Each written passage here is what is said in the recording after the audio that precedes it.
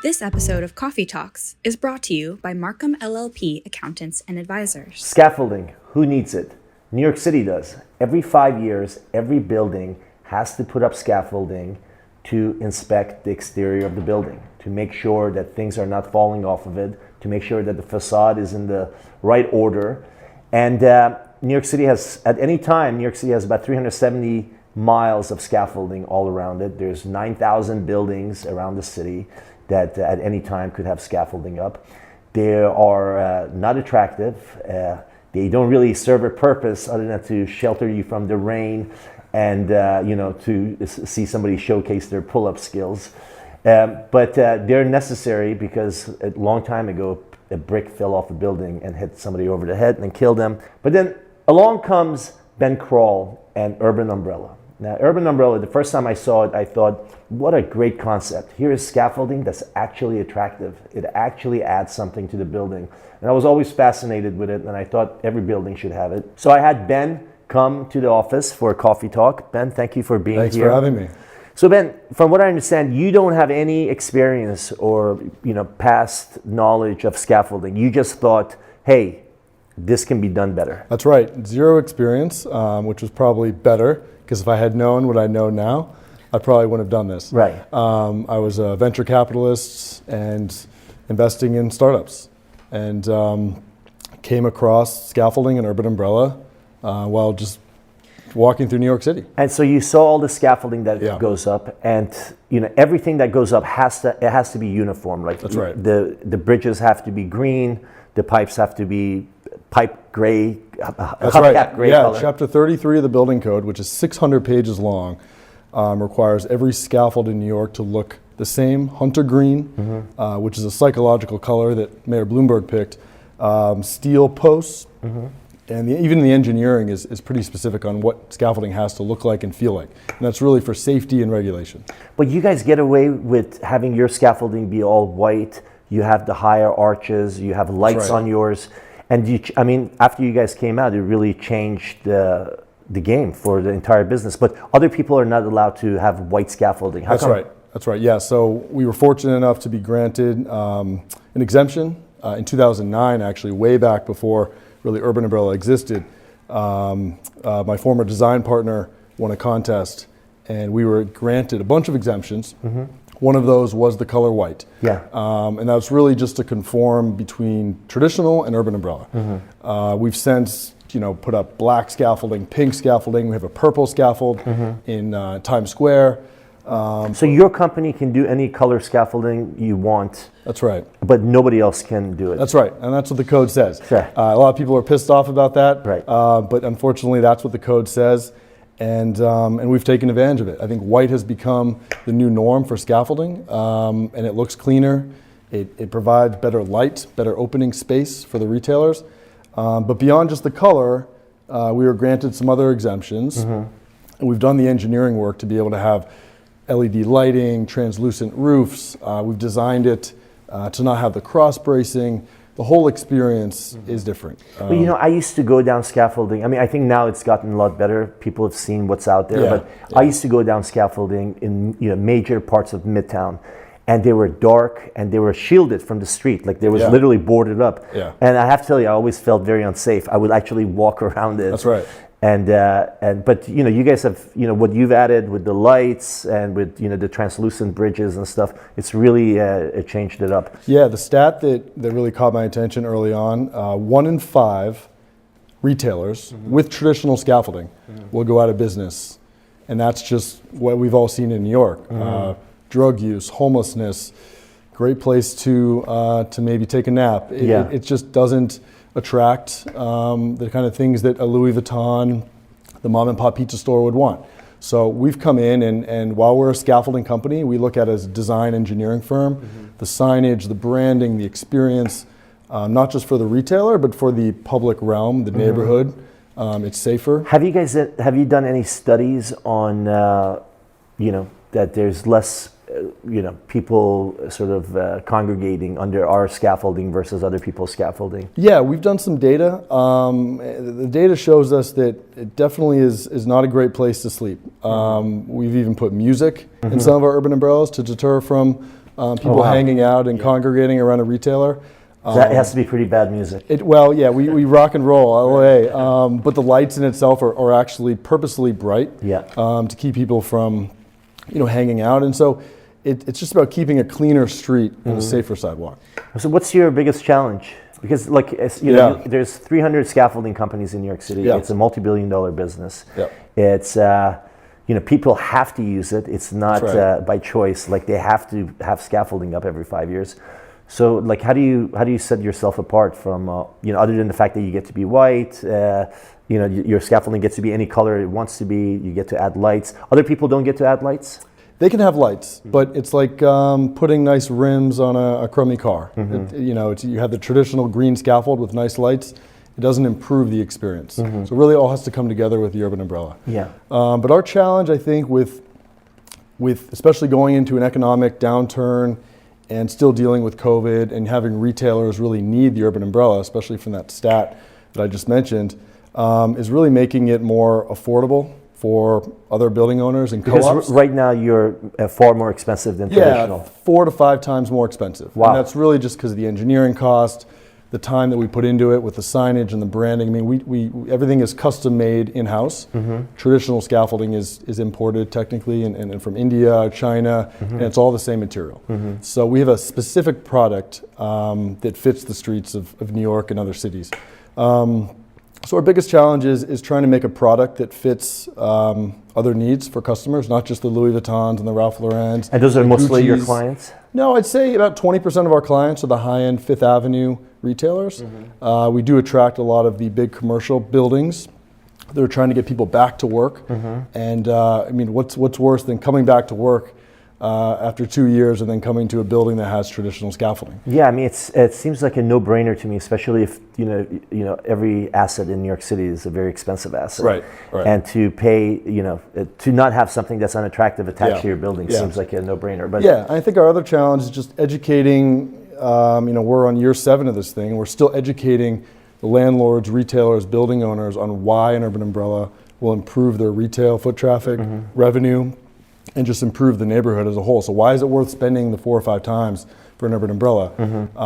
Your retailer is going to be happier, and you're not going to lose that tenant, which really important right now. And is that something that's a regular thing that comes up? Like even if you're talking to a building that's worth $1 billion, they still try to, that matters to them. The fact that because at the end of the day, it's not that big of a cost. No, it's not that big of a cost. If they're doing a $2 million restoration, the scaffolding is not that additional when you look at it that way. Especially if it's going to be up for 12 or 16 months. That's a lot of time and a lot of strain you're putting on the ground floor retailers. But it still comes up. And the reason it comes up is because the budgets haven't changed for these buildings. Traditional scaffolding has been in the budgets for 50 years. So the building knows every 5 years what they spent on scaffolding the prior 5 years. So they need to wrap their heads around, okay, I'm going to pay more, and here's why I'm going to pay more.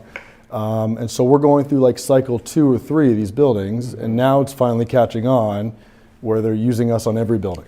Have you thought about being more aggressive and like sending a picture of your scaffolding versus another scaffolding to every tenant in the building? Yeah, we'll do a rendering that shows the urban umbrella versus what they have there. And actually 30% of our installations last year, this prior year, were swap outs. So we'll actually come in, and you have scaffolding here in front of the Real Deal office. And the reason why we had it is because it was cheaper. That's right. So we would come in and say, hey, we'll put up an urban umbrella, take the stuff off the building, put up an urban umbrella, and improve the last 6 or 8 months of your work. And that's really becoming a trend where buildings are starting to do that in the post-construction phase, post-TCO phase of new developments. We're on 5 or 6 new skyscrapers that just opened up. They're now just letting in the light, and they have to sell those units, so they put up an urban umbrella. We're in front of hospitals, schools. We have lots of use cases for the product. But Fifth Avenue, Madison Avenue is still kind of our bread and butter. But we're starting to get up into Harlem, starting to do work with co-ops, Lower East Side. And even, you've been around for how long, 6 years, 7 years? 7 years, yeah. And what percentage of the market do you have? Just about almost 2%. So 2%. We're still very, very small. Right. We just launched our 10th city last week in Dallas, Texas, Nashville, Chicago. So we're starting to branch out. But yeah, New York is the focus. It's funny because you guys sort of stand out. I always feel like I thought you had a lot larger market share than 2%. We still have room to grow. Right. Like you said, 340, 370 miles, it fluctuates in New York City. We've got about 5 to 10 miles at every time. Right. So we still have a lot of room to grow, and that's what we're focused on. And where do you manufacture the product? Up in Canada. So so you build it in Canada and ship it down here? That's right. Yeah, we ship it to our partners in every city that we have a distribution in. And then once you ship it down, can you use the scaffolding on this building, on another building? Like It's all interchangeable. Right. And then you mentioned that you don't actually hold the inventory. That the scaffolding is always moving. It's always moving, right? So when we first came up with the concept, we didn't want to own the trucks, the inventory, the tools, all the overhead that goes with the scaffolding company. Right. That's why the industry is so difficult to scale for these traditional scaffolding guys, because they own all this overhead. Right. So we just wanted to be the inventor, the patent holder, the designer, the contract holder, the licensee of the product. We are the forward-facing kind of contact with the client. So Louis Vuitton is calling us, Dior is calling us, but we utilize traditional scaffolding companies to put up the material. And the reason we did that is when I first started the business, I didn't want to upset all the traditional scaffolding guys, because here I am coming in, taking all their work. So now the traditional scaffolding players, they get their cake, they get to do my installation. I take the rent on the job, and both parties are happy. Right. And it's been a successful model for the last 7 years. You know, I talked about Urban Umbrella with other people, and they said, well, what stops somebody else from coming up with the same design and recreating it and copying it? And obviously, you guys have the trademark on it, right? And the city simply will not allow another design like it can't be anything like this. Well, they can certainly try. They're going to get violated. There's violations every day. Because now I see scaffolding that's painted white. That's not Urban Umbrella. It's humbling. It's nice to see that other people are catching on. Yeah. We want to promote safety and better looking scaffolding in the city. Yeah. Of course, we want them to follow the code and not violate that code. But you can't stop fair competition from happening. So all we can do is improve our services. But it's not just the scaffolding. It's the entire process. We disrupted the entire system, from the insurance, the contract, the process, the safety, the project management. The end-to-end process is better with Urban Umbrella. Right. Most scaffolding companies don't have a website. You can look it up. The biggest scaffolding company in New York, besides Urban Umbrella, doesn't have a website, doesn't have social media. We could call them right now, and they won't pick up the phone, and we should try it. Well, I know Core Scaffolding, and they do a good job, and they do a great job. But they have a website and social media and stuff. Yeah, are they one of the top 5? Yeah, I think they're one of the top 5. But the majority of these guys aren't focused on brand. Right. And that's fine. They have a business model that's successful. Right. It's a very successful model. You know, one thing, when I see I almost don't want my sign on the scaffolding. But then I saw that you guys are actually doing signs that actually improves the sign by having it on the white scaffolding. Right. And you have digital signs on these places. Can that be advertising revenue for you guys? So right now in New York, it's not allowed to have digital advertising. We can promote the building that's under distress. So if we're out front here in your building, we could have a massive Real Deal sign, light it all up, but we can't have Nike's logo there yet. We're working on some potential legislation that would help that and actually put money back into the city's pocket from a tax. But in other cities, you're allowed to do that. So we're experimenting with that in Dallas and in Austin and Nashville.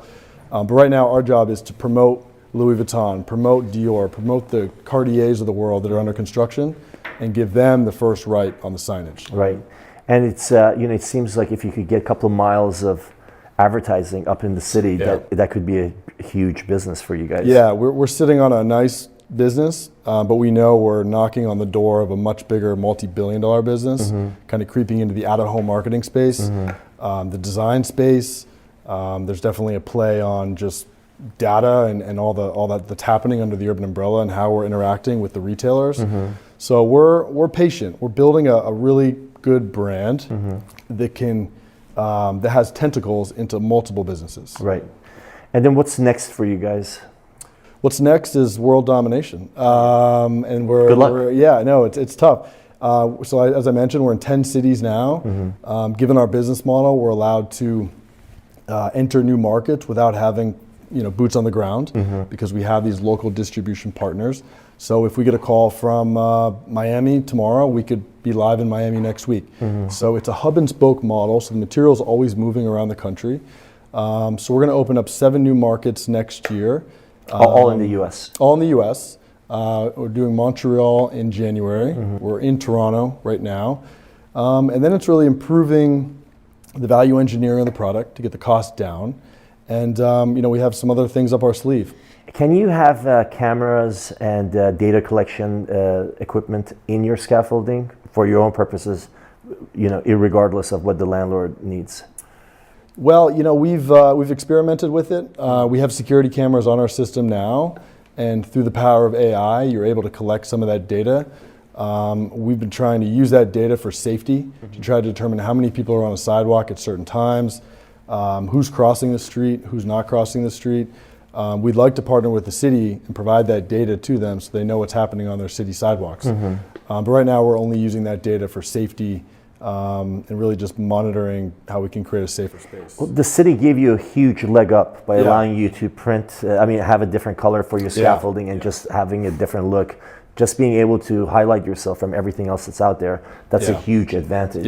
Are you petitioning the city for anything else to give you? We're working with some lobbyists now to maybe create some tax exemptions for lower income housing. Unfortunately, those units traditionally have scaffolding up for 15, 20 years. There was a story 4 or 5 years ago where there was a scaffold up for 25 years. Wow, so it's actually, it's cost effective to have scaffolding up, or what's that? It's cost effective because and that's the trick of the business. It's cost effective to put up scaffolding up rather than actually doing your work.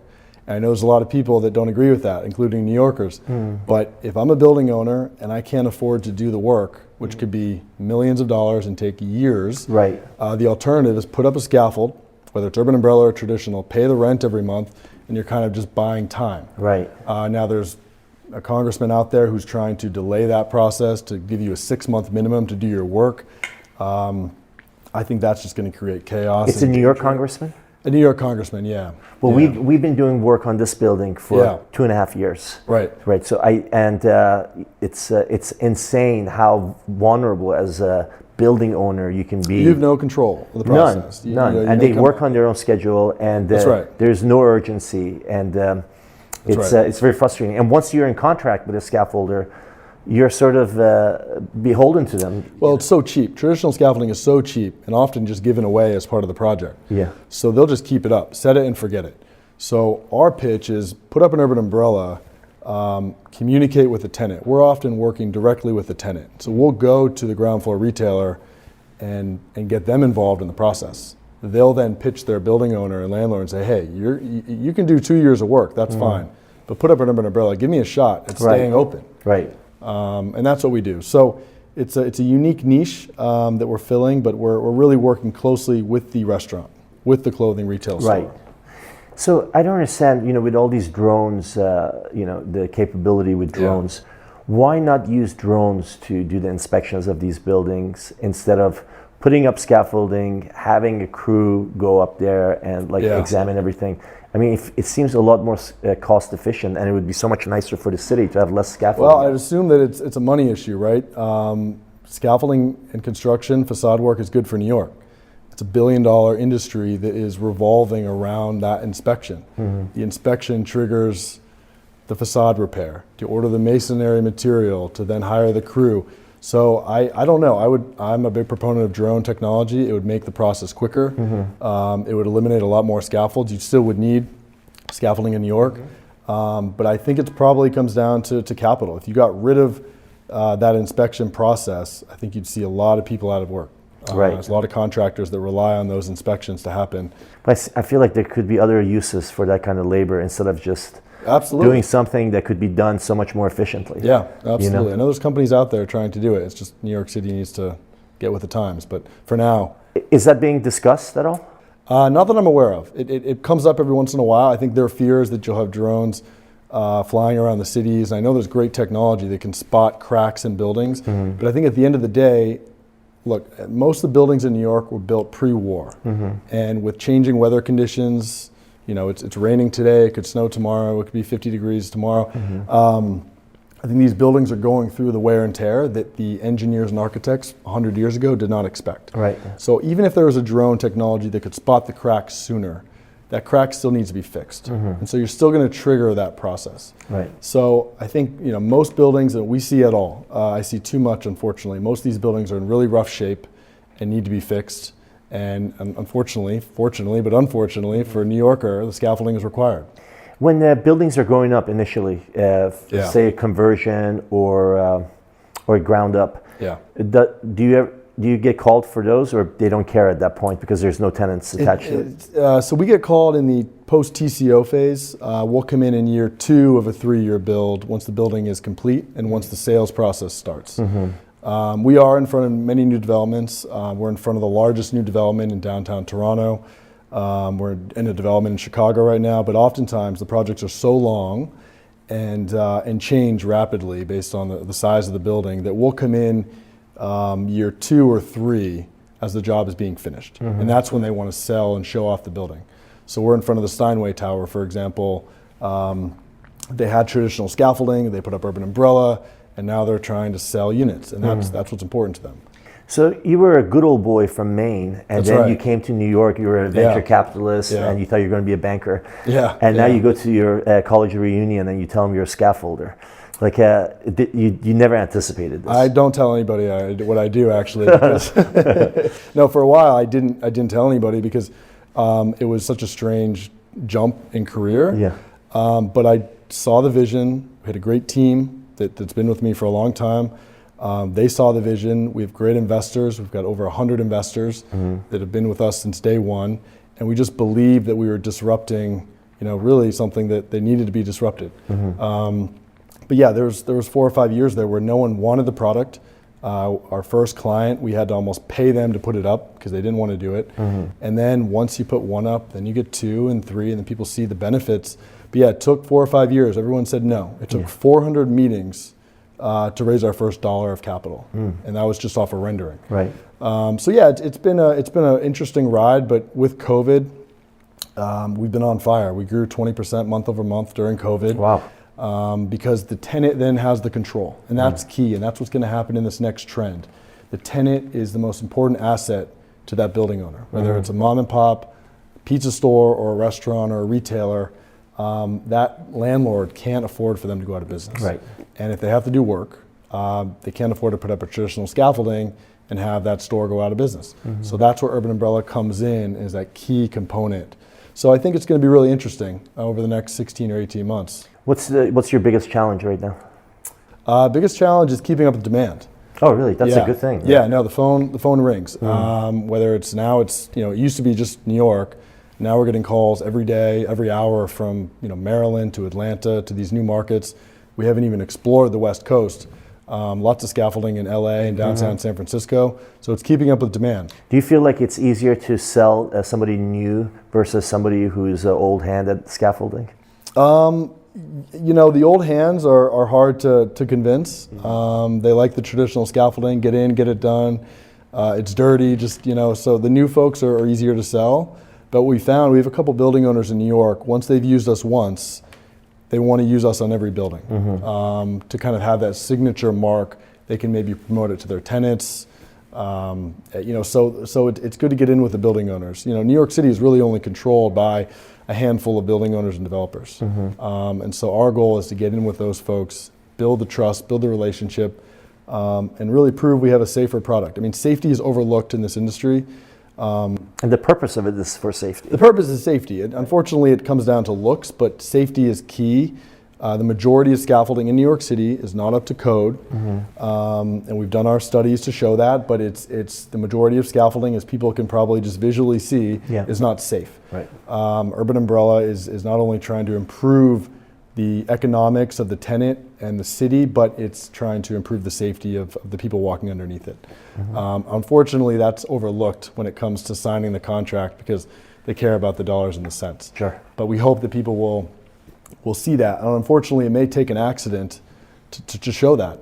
Traditional scaffolds are, I think 9 fell last year, whether it was a car hitting them or weather-related incidents. That scaffolding collapsed in the city? Yep, in New York City. Has it caused any deaths? No deaths to date, well, that I know of. But what happens is a car will hit a traditional scaffold, the whole thing will collapse like dominoes. That's how it's engineered. Yeah. We've engineered our product to withstand a truck hitting it and not collapse. So it's a tricky industry. It's not clean. It's you're dealing with an interesting group of people in New York City, but it's an exciting ride.